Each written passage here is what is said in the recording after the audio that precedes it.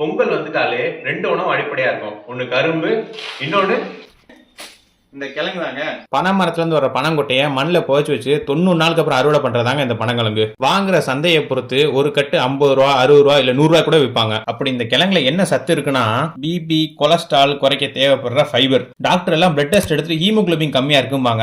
அப்படி ஹீமோகுளோபின் உடம்புல கூட்டுறதுக்கு தேவைப்படுற இரும்பு சத்து.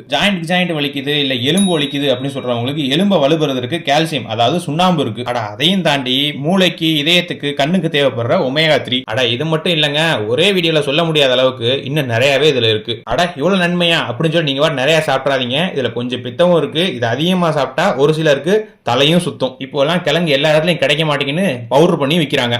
இப்படி இவ்வளவு பலன் தர பழங்களுங்க வருஷத்துக்கு ஒரு முறை கிடைக்கிறப்ப சாப்பிடாட்டி எப்படி?